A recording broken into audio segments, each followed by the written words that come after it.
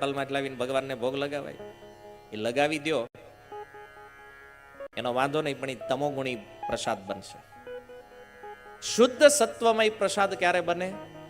કે છે જાતે ભગવાનના માટે બનાવું છું એ ભાવ રાખીને જ્યારે એ ભોજન બને અને તુલસી પત્ર દ્વારા જ્યારે ઓફરિંગ કરો ભગવાનને, અને આવો ભોગ ભગવાનને કદાચ બોલાવાનું ભૂલી જાવ ને તો સામેથી આવીને ગ્રહણ કરે. તો જો ગોપીઓ જાતે બનાવે છે માખણ કૃષ્ણ માટે, એટલે ભગવાન ખાય. અને નંદ ભવનમાં જે માખણ બને છે દાસી દ્વારા બને છે. અને એટલા માટે સુખદેવજી કહે છે, એકદા ગૃહદાસીષુ યશોદાનંદ ગેહિની કર્માંતર નિયુક્તાસુ નિર્મમંથ સ્વયં દધે. એકદા, એક દિવસની વાત છે, દિવાળીના દિવસનો સમય. યશોદાજીએ કર્માંતર નિયુક્તાસુ, જેટલી પણ દાસીઓ હતી નંદ ભવનમાં, એને કીધું આગલા દિવસે, દિવાળીના એક દિવસ આગળ, કે આવતીકાલે તમારે કોઈ નંદ ભવનમાં આવવાનું નથી, કાલ છુટ્ટી તમારી. કેમ? તો કે દિવાળી છે એટલે. ગોપીઓ કહે છે નહીં, અમે તો આવશું, કારણ કે અમારે તો લાલાના દર્શન કરવાના છે. બોલે નહીં, જે ઇન્દ્ર પૂજા થવાની છે એમાં સહાયતા માટે જાઓ, કર્માંતર નિયુક્તાસુ. આ રીતે ગોપીઓને ઇન્સ્ટ્રક્શન આપ્યું. અને નિર્મમંથ સ્વયં દધી, યશોદાજીએ નિર્ણય કર્યો કે હું જાતે દહીંનું મંથન કરીશ, જાતે માખણ બનાવીશ અને કૃષ્ણને ખવડાવીશ. હવે આના મનને સુધારવું છે ને તો આનું અન્ન સુધારવું પડશે.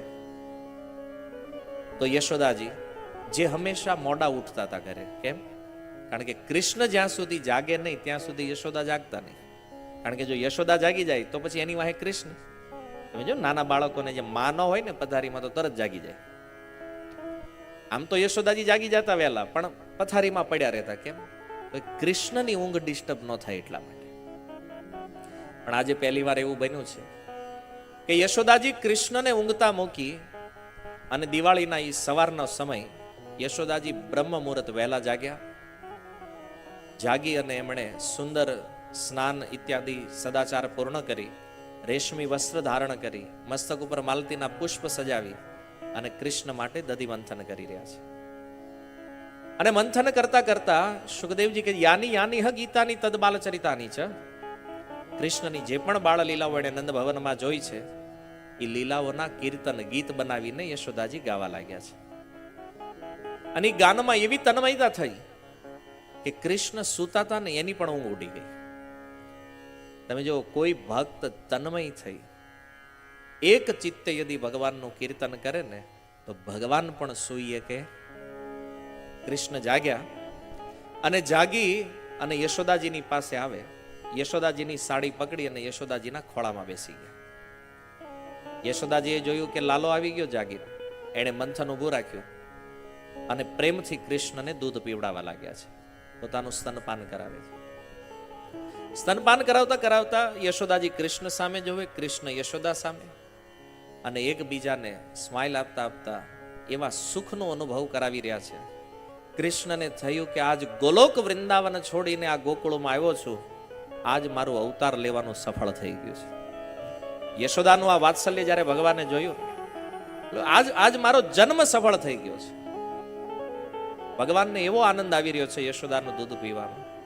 અને એ સમય અચાનક યશોદાજીને યાદ આવ્યું કે ચૂલા ઉપર દૂધ ગરમ કરવા મૂક્યું છે અને દૂધ ઉભરાઈને ચૂલામાં પડવાની તૈયારી.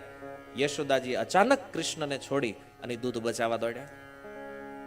હવે દૂધ બચાવવા માટે ભાગ્યા યશોદાજી, તો આ બાજુ ભગવાનને ક્રોધ ઉત્પન્ન થયો.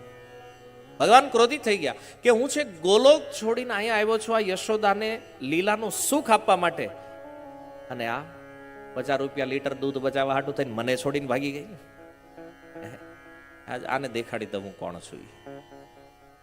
ક્રોધ આવ્યો. જો પહેલા કામના થઈ, દૂધ પીવાની કામના થઈ, પછી ક્રોધ, અને ગીતામાં જ કરવાની એને પાછ ના પાડી છે. કામ યશ ક્રોધ યશ રજોગુણ સમુદ્ભવ, કામ ક્રોધ લોભ, આ ત્રણેય નરકના દ્વાર છે ગીતામાં ભગવાન કહે છે. અને આ ત્રણેય એમાં થયું છે. આ સ્તન્ય કામ સુખદેવજી કહે છે ભગવાનમાં દૂધ પીવાની કામના ઉત્પન્ન. અને ગીતાનો એને જ બોલેલો સિદ્ધાંત કે કામના જ્યારે પૂરી ન થાય ને ત્યારે ક્રોધ આવે. અને ભગવાન ક્રોધિત થયા કે આજ યશોદાને દેખાડી દેવું છું કોણ છે. જો એક પ્રશ્ન મનમાં થાય કે સાક્ષાત ભગવાન જેના પુત્ર બન્યા છે અને ભગવાન જ્યારે આવું દિવ્ય લીલા સુખ આપતા હોય તો હકીકત ઈ ચૂલા ઉપરનું દૂધ છે ઈ બચાવવું જરૂરી છે કે કૃષ્ણની ઈચ્છાને પૂર્ણ કરવી ઈ જરૂરી છે? શું લાગે તમને? કૃષ્ણની ઈચ્છા પૂરી થવી જોઈએ એવું કેટલા માને? જાત ઉપર કરો. હા, ઓકે. અને યશોદાનું દૂધ બચાવવું ઈ ઓકે છે આવું કેટલા લોકો માને? જી હાથ ઉપર કરો. એમાં એકાદ બે જણ છે, એક આણી પાછી એક આણી પાછી. અને આ બે માંથી એકમાં જેને હાથ નથી ઉઠાવ્યો એનું શું કેવું છે?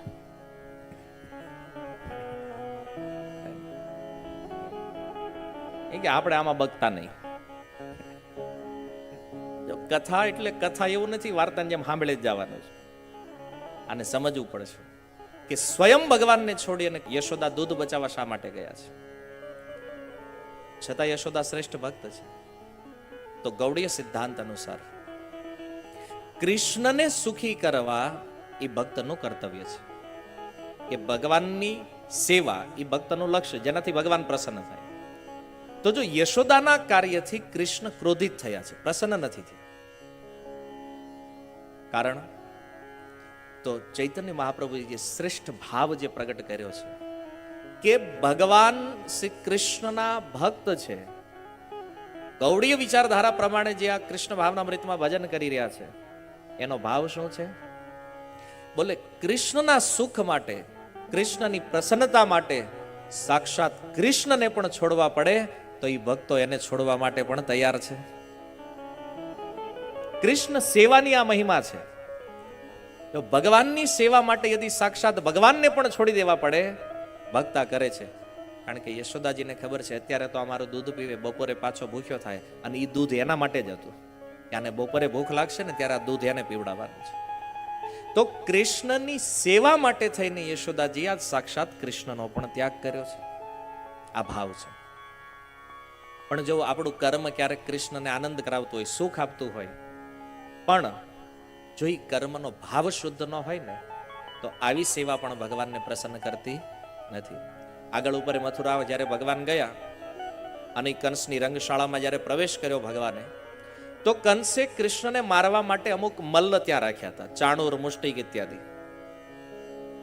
સુખદેવજી કહે છે કે ચાણૂર અને મુષ્ટિક સાથે મલ્લ યુદ્ધ કરતા એ જ્યારે બે કૃષ્ણ ઉપર પ્રહાર કરે છે મુષ્ટિકાથી, તો ભગવાન કૃષ્ણ બલરામને પરમ આનંદ થઈ રહ્યો છે, એને સુખ મળી રહ્યું છે એમાં. છતાં સુખદેવ ગોસ્વામી એને અસુર સંબોધન આપે છે. જો એ મલ્લની જે સેવા છે ને એનાથી કૃષ્ણને તો આનંદ મળે છે, તો પછી એને ભક્ત કહેવા જોઈએ. અને અહીંયા યશોદાજીની જે સેવા છે એનાથી કૃષ્ણ ક્રોધિત થયા છે, તો યશોદાજી અસુર કેટેગરીમાં આવવા જોઈએ. પણ સુખદેવજી શું કહે છે? યશોદા ભક્ત છે અને આ મલ્લ જે છે એ અસુર છે. ભલે એના પ્રહારથી કૃષ્ણને આનંદ મળે છે, પણ એનો ભાવ શું છે? કૃષ્ણને મારવાનો. ભલે યશોદાજીના કાર્યથી કૃષ્ણને દુઃખ મળે છે, પણ એનો ભાવ શું છે? કૃષ્ણ સેવા, કૃષ્ણ સુખ. તો જે કૃષ્ણ સેવા અને કૃષ્ણ સુખનો વિચાર કરે એ આ જગતમાં ભક્ત છે, અને બાકી બધા અસુર કેટેગરીમાં છે. જ્યાં મલ્લની જેમ ભલે બહારથી એવું લાગતું હોય કે ભગવાનને આનંદ આપે છે, પણ વાસ્તવિકતામાં એવી કાંઈ નથી. આ લીલા દ્વારા એ સિદ્ધ કર્યું ભગવાને. ભગવાનને ક્રોધ આવ્યો અને વિચાર કર્યો કે હવે શું કરું. જોયું કે આ મટકી ફોડી નાખવી, અને મટકી ફોડવા બાજુમાં એક પથ્થર પડ્યો તો પથ્થર ઉઠાવ્યો, પથ્થર લઈને મટકીની નીચે માર્યો. કેમ? કારણ કે મટકી ભરેલી હોય ને તો ભરેલા ભાગમાં તમે મારો ને તો અવાજ ન થાય. ઘરે ટ્રાય ન કરતા. હાલો ભાઈ, કથામાં કીધું છે જોઈ જોઈ કેમ થાય છે, સાચું છે ખોટું છે. પથ્થર માર્યો નીચેથી, મટકી ફૂટી ગઈ, અને એ જે દહીં જે લસ્સી જેવું થઈ ગયું હતું આખા રૂમમાં ફેલાઈ ગયું બધે. અને પછી કૃષ્ણને થયું કે આ તો વધારે થઈ ગયું કઈક. ભાગ્યા ત્યાંથી, ભાગ્યાને એક રૂમની અંદર વયા ગયા. યશોદાજી જ્યારે દૂધ ઉતારીને પાછા આવીને જોવે, આખો રૂમ દહીં દહીં આખું. યશોદાજી જોઈને હસવા માંડ્યા. યાર કનૈયો બુદ્ધિમાન તો થઈ ગયો છે હવે. કેમ? તો કેમ ખબર છે કે મટકી નીચેથી ફોડાય તો અવાજ નહીં થાય અને પાછો બળવા નહીં થયો. આટલો મોટો ભારી પથ્થર એણે ઉઠાવ્યો તો આનામાં બળય છે. યશોદાજી ખુશ છે. અને પછી જોયું કે આ ગયો ક્યાં, તો જોયું કે દહીંમાં ચાલતા ચાલતા ગયા તો ભગવાનના ચરણોની છાપ પડી ગઈ છે નાની નાની. યશોદાજીને થયું મને એમ કે બુદ્ધિમાન, પણ આ તો મૂર્ખ છે. કેમ? કારણ કે દુનિયામાં અસલી ચોરી છે કે ચોરી કરે પણ સબૂત ન છોડે. આને એ ન ખબર પડી કે આમ કોરી જગ્યામાં થયો જવાય, કે દહીંની વચ્ચે થઈને નીકળ્યો છે. તો એ ચરણના એ પગલી નાની નાની પડેલી એનું નિશાન જોતા જોતા યશોદાજી જોવા ગયા કા કરે છું. અને એ રૂમના ગેટ ઉપર ઉભા રહીને જોવે તો જો નંદ ભવનની રચના એવી હતી કે એનો એક દરવાજો આંગણામાં પડે ને એક દરવાજો બહાર જાહેર માર્ગ ઉપર પડે. રૂમના 2 ગેટ હતા. તો કૃષ્ણએ શું કર્યું છે, પાછળનો દરવાજો ખોલ્યો અને ન્યા 1000 વાંદરાનું ટોળું બેઠું છે. ગેટમાં નજર આવે ને વાંદરા જ નગર. અને કૃષ્ણ બોલે એક ઉખલને ઊંધું કર્યું, ઉખલ ઉપર ચડ્યા અને 108 મટકી લાગેલી છે માખણની, અને એમાંથી માખણ કાઢી કાઢી અને વાંદરાને ખવડાવે. ઉખલ ઉપર ઉભા રહીને આમ માખણ ફેંકે અને ઓલો વાંદરો આમ ગપ પકડી લે મોઢા. યશોદાજી ઉભા વિચાર કરે કે આ ઘરે આટલા ઉત્પાત કરે છે તો બહાર હું નહીં કરતો હોય. મટકી ફોડી નાખીને વાંદરાને માખણ ખવડાવે. યશોદાને થયું કે આને આજ દંડિત કરવો જરૂરી છે. અને આજુબાજુમાં જોયું એક છડી લાકડી પડી. યશોદાએ જીવનમાં પહેલી વાર લાકડી ઉઠાવી. અને કૃષ્ણ પાછવાળું જોવે ને જોયું કે મૈયા આવે છે ને હાથમાં લાકડી છે. પછી તો ઉખલ ઉપરથી ઠેકડો મારીને ભાગ્યા ભગવાન. યશોદાજી પાછળ, કૃષ્ણ આગળ. અને યશોદાજીનું શરીર થોડુંક હેવી બોડી, આપણે હોય ને પહેલા જમાના આપણા દાદીમાં જે બધા એવું થોડુંક બોડી હેવી હતું. ભાગ્યા આખા નંદ ભવનમાં આટો માર્યો. પછી ઘરની બારે માંડ્યા ભાગવા કૃષ્ણ. ગોપીઓને તો આશ્ચર્ય થયું કે અરે વાહ, આજ સૂર્ય પશ્ચિમમાંથી ઉગ્યો છે. જે યશોદા કોઈ દી કૃષ્ણની કમ્પ્લેન નથી સાંભળતી, એની ફરિયાદ નથી સાંભળતી, યાદ કૃષ્ણને દંડ આપે છે. બધી ગોપીઓને થયું હાલો આપણે જોઈએ આજ તો કંઈક નવી લીલા થઈ રહી છે. ભાગતા ભાગતા ભગવાન પાછા આવ્યા નંદ ભવન. અને કૃષ્ણ પાછા વેમમાં દોડતા થયું. એ કે થોડું એવું ભગાવીશ પછી મૈયાને મનાવી લેશું, માની જાહે. પણ એને ખબર નહોતી કે આજ યશોદા છોડે એમ નથી. અને એ તો ભાગતા ભાગતા જેવા પાછા નંદ ભવનમાં એન્ટર થયા. હવે કૃષ્ણમાં ભય ઉત્પન્ન થયો છે. બોલો ભાગવતના પ્રારંભમાં સુત ગોસ્વામી કહે છે કે આ કૃષ્ણ કોણ છે? બોલે યદ બિભેતિ સ્વયં ભયમ, જેનું નામ લેવાથી ભય પણ સાક્ષાત ભય પામે છે. એ ભગવાન આજે યશોદાજીથી ભયભીત થઈ રહ્યા છે. અને આકાશમાં બધા દેવતાઓ આવી ગયા લીલા જોવા. બ્રહ્માજી, શિવજી બ્રહ્માજીને કહે છે, હે બ્રહ્મા, આ અભણ ગોપીને જેની કોઈ સમજાવો, કે આ જેની પાછળ દોડી રહી છે એને એ કોઈ સામાન્ય બાળક નથી, સાક્ષાત પરબ્રહ્મ છે.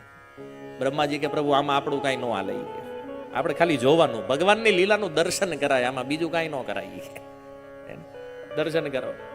જો એ વાત્સલ્યની સીમા શું છે? કોઈ દેવતાઓની પણ તાકાત નથી કે ત્યાં એન્ટર થઈએ કે એમાં. અને ભગવાને જોયું કે આજ તો મૈયાનો મૂળ બગડ્યો લાગે છે. કેમ? તો કે આજ છોડવાના મૂળમાં નથી. અને ભગવાને વિચાર્યું કે હવે હું જેટલું વધારે દોડાવીશ ને એટલો દંડની માત્રા વધતી જાય, દંડ વધારે મળશે. અને અંતે ભગવાને નક્કી કર્યું પકડાઈ જવું સારું છે. અને રોતા રોતા પાછું વાળું જોતા જોતા કૃષ્ણ આંખું ચોળતા જાય. આંખોમાં કાજળ લાગેલું, આંસુ આરે મંડ્યું વહેવા. અને આંખું ચોળે આખું મોઢું કાળું કાળું કરી નાખ્યું ભગવાન. અને પછી તો છેલ્લે યશોદાજીની પકડમાં આવ્યા ભગવાન. પકડમાં આવ્યા અને મંડ્યા રોવા. હિપકા ભરી ભરીને મંડ્યા રોવા. રુદંતમ મુહુર નેત્ર યુગમમ રિજંતમ. યશોદાજીએ જોયું કે અરે કનૈયો તો બહુ ડરી ગયો લાગે છે, અને બી જાય ને તો વળી આમ તાવ આવી જાય. છડી ફેંકી દીધી. કૃષ્ણને થયું હાશ, લાકડી તો ગઈ. એને કે નગર વાળી એકાદ પડી જાત તો લોચો થઈ જાત પછી. અને ઉપર દેવતાઓ વિચાર કરે કે યશોદાજીએ લાકડી લીધી છે, કહે મારે નહીં થારું કૃષ્ણ નહીં. આ રીતે જયારે પકડમાં આવી ગયા, યશોદાજી ભયભીત છે, પકડીને લઈ ગયા એ રૂમમાં જ્યાં વાંદરાને માખણ ખવડાવે છે. અને કીધું કનૈયા આજ તને બાંધવાનો છે.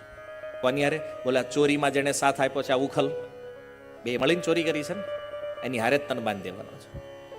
વાળમાં એક સુંદર રેશમી દોરી હતી, કાઢી બાંધ્યા કૃષ્ણને. 2 આંગળ ટૂંકી પડી. એટલામાં ઓલી ગોપીઓ ત્યાં પહોંચી. યશોદા કે જાઓ નંદ ભવનમાં જેટલી રસી હોય એટલી લઈને આવો જલ્દી. ગોપીઓ લાવીને રસીના ઢગલા કરી દીધા. યશોદાજીએ ગાંઠ મારી, બીજી દોરી બાંધી, તોય 2 આંગળ કમ પડી. યશોદાજી ક્યાંની કમર છે એક વેંતની, આ બંધાતો નથી, ગમે ઈ કરે બાંધીને રહેવાનો છે. વળી ત્રીજી ગાંઠ મારી, તોય 2 આંગળ કમ. ભગવાનને આશ્ચર્યકારક લીલા. પછી તો યશોદાજી રસીઓ બાંધતા ગયા. ભગવાન વિચાર કરે હમણાં થાકીને મૂકી દે, પણ યશોદાજી આ છોડવાના મૂડમાં નથી. પછી તો એ ગોપીઓએ કીધું કે યશોદા છોડી દે, આના ભાગમાં બંધન છે જ નહીં. યશોદા કે તમે નીકળો, હાજ સુધી આજ છે ને કોઈ દેખાતું નહીં. કઈ બગાવી દીધી બધી ગોપીઓ. રોજ કમ્પ્લેન કરવા આવતી હતી, આને દંડ આપો, આજે આપું છું પાછી આનો પક્ષ લેવા આવી છે. ભાગવાઈથી બધી ગોપીઓને ભગાઈ દીધી. ભગવાનને થયું એક ચાન્સ હતો કે ગોપીઓ છોડાવે, ઈ વહી ગઈ. ઓર ઉદાસ થઈ ગયા ભાઈ. સવારથી બાંધવાનો પ્રારંભ કર્યો છે બ્રહ્મ મુહૂર્તથી, બપોર થયું, કૃષ્ણ બંધાતા નથી. અને અંતે ભગવાને જોયું કે હવે આ મૈયા છોડે એમ નથી. ભગવાનની કૃપા શક્તિ પ્રગટ થઈ અને ભગવાને કૃપા કરી યશોદા ઉપર અને ભગવાન બંધનમાં આવી ગયા. સુખદેવજી કહે છે 2 આંગળ કમ થવાનું રહસ્ય શું છે? બોલે પ્રયાસ અને કૃપા.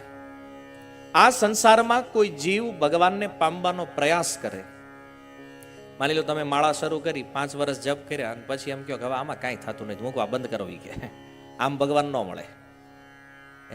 5 વર્ષ નહીં, 50 વર્ષ નહીં, 500 વર્ષ નહીં, 5 અરબ જન્મ લેવા પડે કદાચ, તોય કૃષ્ણનું નામ મૂકવાનું થતું નથી. આવો સંકલ્પ જ્યારે થઈ જાય અને સંકલ્પ સાથે કોઈ જીવ જ્યારે ભગવાનના ભજનનો પ્રયાસ કરે અને ત્યારે ભગવાન જોવે કે અનેક વાર જન્મ મરણના ચક્કરમાં ગયો છે, છતાં એને મારું ભજન છોડ્યું નથી.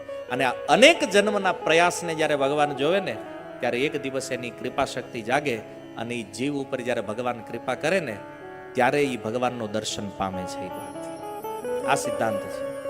આ 2 આંગળ કમ રહેવાનો રહસ્ય છે. 50% આપણો પ્રયાસ અને 50% ભગવાનની કૃપા, આ જ્યારે 100% બે મળે ત્યારે આ જીવને ભગવાનનું ધામ પ્રાપ્ત થાય છે. આ સુંદર લીલા ભગવાને કરી. એ રસીને પોતાના ઉદરમાં સમાવી ભગવાને, તો આ લીલાથી ભગવાનનું એક નામ થયું દામોદર, જે અમારા સુરતના ઈષ્ટદેવ છે ભગવાન રાધા દામોદર. બોલો શ્રી શ્રી રાધા દામોદર ભગવાન કી. દામ માને રસ્સી, ઉદર માને પેટ. જેણે અનંત રસ્સીઓને પોતાના ઉદરમાં સમાવી છે, ઇતિ દામોદર. આ ભગવાન દામોદર છે. દિવાળીના દિવસે આ લીલા કરી ભગવાને અને બંધનમાં તો આવી ગયા. અને અમુક બાળકો જોઈ ગયા કે કનૈયો આજ આવ્યો નથી, તે નંદ ભવનમાં બોલાવા આવેલા. ચાલો ને ઘરે કદાચ આજ જાગવા મોડું થઈ ગયું, હું તો છે જગાડતા આવી. આવીને જોયું તો માતા બાંધે છે આને. અને પછી તો ઈ ભાગ્યા ત્યાંથી બધા. જઈને પહેલો મેસેજ બલરામજીને આપ્યો. એક પ્રશ્ન થાય, બલરામજી ક્યાં હતા તે દી? ભલે ઉપનંદ મહારાજના ઘરે એક ઉત્સવ હતો, તો રોહિણીજી બલરામજીને લઈને ત્યાં ગયેલા. નંદ ભવન આખું ખાલી છે. બલરામજીને કીધું કે બલરામ કનૈયાને બાંધ્યો છે. હવે આટલું ઈ બાળકો બોલ્યા ને, ત્યાં તો બલરામજી અનંત શેષ ધોવા પોવા થતા આવ્યા. એને કોણ છે? આજ મસ્તક એનું ગયું, ધડથી જુદું કરી નાખ્યું. કે એને કોણે આ સાહસ કર્યું છે કૃષ્ણને બાંધવાનું? અને આવ્યા. હવે ક્રોધમાં તો માણાને ખબર ન રહે, હું બોલવું હું કરવું. આવ્યા, જોયું રૂમમાં કૃષ્ણ બંધાણેલા. બોલે કનૈયા નામ બતાવી એકવાર ખાલી તું, હમણાં એનું મસ્તક ધડથી જુદું કરી નાખું. ભગવાન કૃષ્ણ કે દાઉજી શાંતિ, હમણાં નામ સાંભળીને તમે બરફ થઈ જવાના છે. કોણે બાંધ્યો તને? બોલે મૈયાએ બાંધ્યો છે. બલરામજી હકીકત બરફ થઈ ગયા. બલરામજી કે તને ના પાડી હતી મેં, અને સૂચના હું આપી કે ગમે ત્યાં ઉત્પાત કરજે, તું આયા ન કરતો. ભગવાન કૃષ્ણ કે સલાહ નહીં, સહકારની જરૂર છે.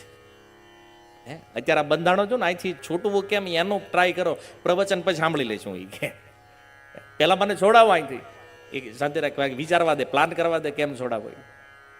જુઓ, યશોદાજીએ પોતાના વાત્સલ્યના પ્રેમથી બાંધેલી આ ગાંઠ અનંત શેષ બલરામની તાકાત નથી કે રસ્સીને ટચ કરીએ કે વિચાર કરો કોઈલા દેવતાઓ જોતા હતા એ તો ઉતરી જ ન હોય કે ને હેઠા. બલરામજીમાં સાહસ નથી રસ્સીને અડવાનું.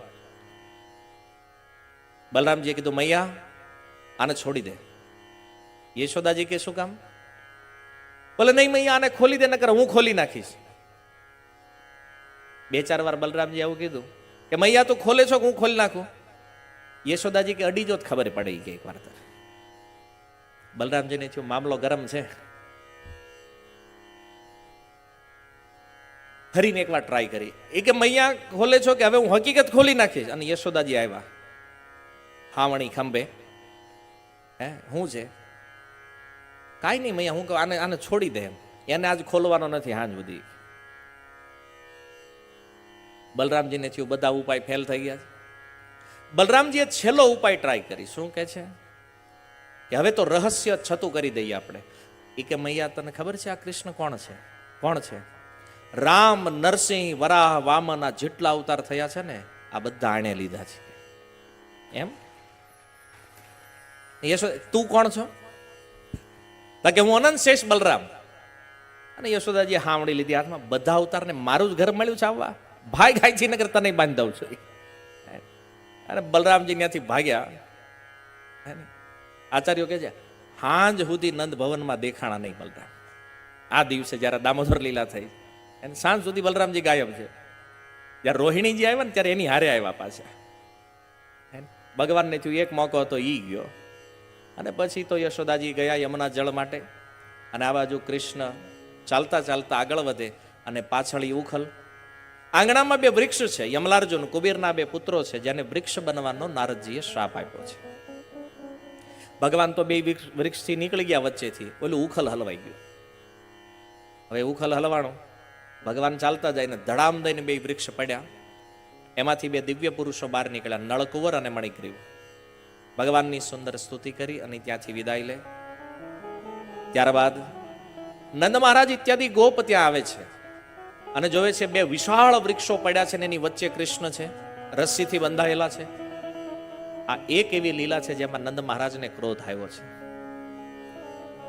નંદ મહારાજે પૂછ્યું આને બાંધ્યો કોણે? બોલે યશોદાએ. નંદ મહારાજે નક્કી કર્યો યશોદારે બોલવું જ નથી ક્યારે. યશોદાજી આવ્યા, નંદ મહારાજ બહુ ક્રોધમાં છે. યશોદા આવી રીતે કોઈ બાળકને બાંધે છે? આટલા મોટા વૃક્ષો પડ્યા, માની લો આ કૃષ્ણ ઉપર પડ્યા હોત તો? યશોદાજી શું ઉત્તર આપે? કઈ બોલતા નથી. નંદ મહારાજે બોલવાનું બંધ. અને નંદ ભવન તો એવું લાગ્યું જાણે સાયલેન્ટ મોડ ઉપર વહી ગયું છે. ભગવાન કે આ મૈયા બોલતી નથી, બાબા બોલતા નથી, અને આ તો આખી લીલાનો રસ ખરાબ થઈ ગયો, કરુણ રસમાં આવી ગયા. તો ભગવાને નંદ અને યશોદાજીને મનાવ્યા, બેયને બોલતા કર્યા. જો ઘણીવાર વ્યવહારમાં પણ આવું થાય. પતિથી બહુ કંટાળી ગયા હોય ને કોઈ પત્ની, તો એમ કે તમારી હારે રહે કોણ? હું તો કાલ મૂકીને વહી જાઉં તમને, પણ આ છોકરાના મોઢા જોઈને તો એમ થાય કે વળી પડ્યું રહેવાય. આ બધાનો કોમન ડાયલોગ. એક વાર તો તમે પતિને ચીપકાવ્યો જ હશે. અને બીજો એક ડાયલોગ છે, બીજી મળી હોત ને તો ખબર પડે હતી આ તો હું છું તે ટકી એમ. હવે બીજી તમે આવા છો બીજી કેવી હશે એ વિચારો. આ તો બધા પતિઓના ભાગમાં છે, આટલું તો સાંભળ્યું જ હશે આ વસ્તુ. બે આપણે એમ જ લાગે કે સારું આપણને કોઈ દેયમ નતું એટલે આને લાવ્યા હતા. પણ ક્યારેક ક્યારેક છે ને બાળકો માધ્યમ બની જાય, મીડિયેટર બની જાય માતા પિતા વચ્ચે. ઘણી વાર ઓલાને એમ થાય કે હું તમને મૂકીને વયો ગયો હોત ક્યારનો, પણ આ તો હવે છોકરાને જોઈને એમ થાય છે કે વળી હાંકી નાખવી આ વખતે. એ બ્રહ્માજીને કહેશું આવતી વખતે કંઈક સારું મોડલ આપજો બીજું. પણ એ જે ગૃહસ્થ જીવન છે ને તૂટવાની અણી ઉપર હોય, પણ બાળકો ક્યારેક સિમેન્ટનું કામ કરી લે, આમાં જોડી દે છે. તો ભગવાને વળી બેયને બોલતા કર્યા અને આ સુંદર લીલાઓ પ્રારંભ થઈ. ભગવાન શ્રી કૃષ્ણ આવી પોતાની બાળ મધુરીમાં દ્વારા બ્રજમાં નંદ યશોદા અને બી બ્રજના જે પણ બ્રજવાસીઓ છે એને સુખી કરી